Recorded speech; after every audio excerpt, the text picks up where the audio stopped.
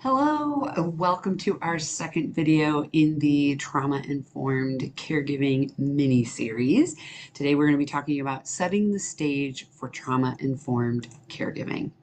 As usual, we'll talk about the when, meaning when do you do these skills, why, how it might be helpful, and what the skills are.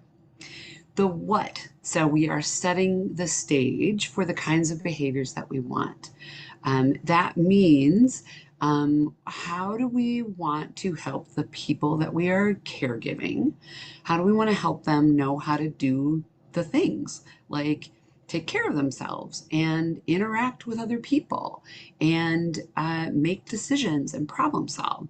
So, the kinds of behaviors we want are the ones where the people we care for know how to be healthy and effective in solving problems and communicating. So, that's what we're talking about here today. The when, these are everyday, every way skills, meaning we're talking here about some foundational basic things to be trying to weave into all of our interactions. Why? Well, there's a couple of reasons. One, we want to set people up to be successful. And there are things we do as the caregiver that can help increase the chances that they're going to be able to be successful. And there's things we can do to make it harder. So, setting the stage can really help us increase the chances that they're going to be successful. And if we're doing these things, if we are setting this stage well, it means we're going to increase those likelihood of those behaviors. We're going to decrease the likelihood of the behaviors we don't want to see. So, the skills that we're going to center on today, three basic fundamental skills: clear expectations, consistency, and rituals, stating the desired behavior and catching them being good, and expanding your intervention toolkit. So let's start with clear expectations, consistency, and rituals. How do we talk about on a day-to-day basis? This is how we treat each other. Not only how do we explain that, this is how we say things or do things. How do we then demonstrate it? So we're role modeling how we treat each other with respect and kindness. How are we communicating on a regular basis? This is what you can expect in this situation. So if we think about on a day-to-day basis in our homes, the way we show that is the way we show up. We can have the list of expectations on the refrigerator, like taking turns, being kind, keeping our hands to ourselves, asking permission before doing XYZ. If we have those on the refrigerator, great. Doesn't make any difference then if we're not actually behaving and following those expectations and showing and demonstrating and modeling those expectations. So thinking about how do we both communicate those, and set those expectations and then reiterate them over and over again, maybe by saying them out loud, but also by behaving them and showing them. The other thing to think about with this is what you can expect, that might be a really helpful thing to do before you do a thing. So if you are going to the first day of school for the first time, we want to talk about this is what you might expect. You might see other friends there, other people who are nervous. You might see people who are going straight to their classroom and they talk with their teacher, and this is how that goes. You can use that same kind of prep. This is what you can expect in any kind of new activity. So if you're going to the movies for the first time, or if you're going to a social situation that someone's feeling some anxiety about, or joining a new club, anything that might be new, it can be helpful to try to set some expectations ahead of time and kind of think through what that might be like. You can also help reduce some of that anxiety around something new and setting expectations for something new by reminding them this is something you've done before. Remember how we went to Aunt Patty's house for the first time? You didn't know what to expect and you got comfortable. We gave you a tour and you learned how to do that. This is similar to that because you're going to meet some new people. You know how to do that. You might be nervous, but we can help you through that. We're going to take a tour so you know where to find things. So just helping know what to expect, managing those expectations can be really, really helpful.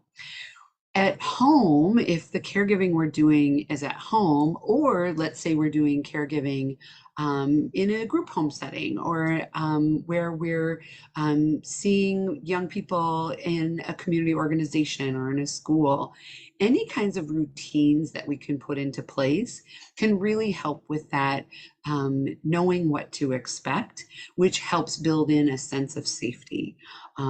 When we are feeling safe, we can do better, and the same is true for those that we're caregiving.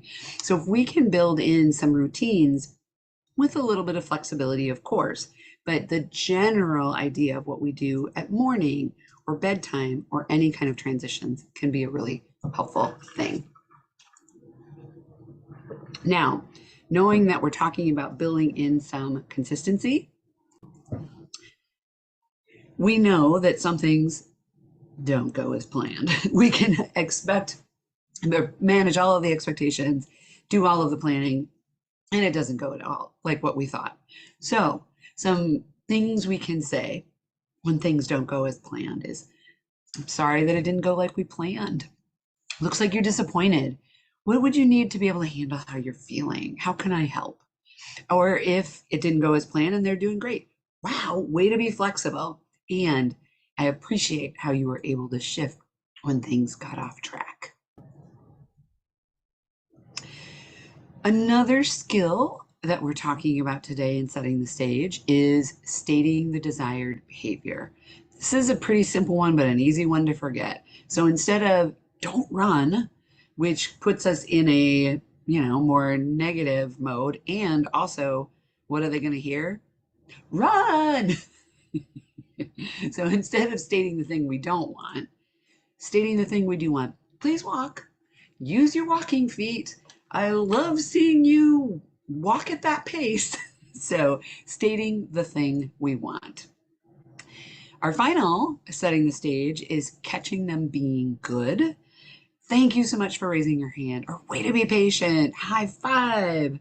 I love seeing you share your feelings in a kind way. So anytime that we're seeing the thing that we want, if we can remember to give a little bit of praise, can go a long way in helping encourage that behavior, both in that individual, and if there's anyone around, it's going to increase that behavior in them as well, because we all want to get that good vibes. As we're thinking about expanding your intervention toolkit in the mode of setting the stage for the kinds of behaviors that we want to think about a couple of things. So this might take you bigger picture here to think about. We've talked about consistency and managing expectations, rules, expectations. Those are all in the structure mode, but you also might have noticed we were talking a bit about nurturing. So love, the high fives, the praise, the feel good stuff. Our key as caregivers is trying to really balance those things so that we have both in equal parts. Because if all we have are rules and structure, that's no fun for anybody, first of all, and it's not possible to only do rules and structure.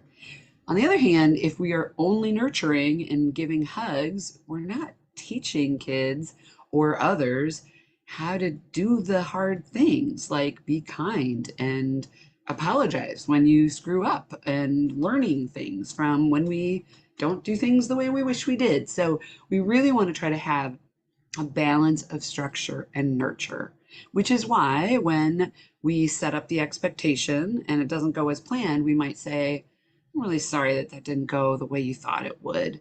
We thought we had the expectations, that's the structure, and you're providing that validation by adding that nurture piece.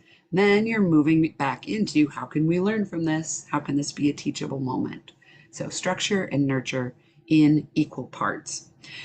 As you're thinking about interventions and the things you're doing already as a caregiver, I told you, I'm certain you're doing a lot of things that are absolutely the right thing.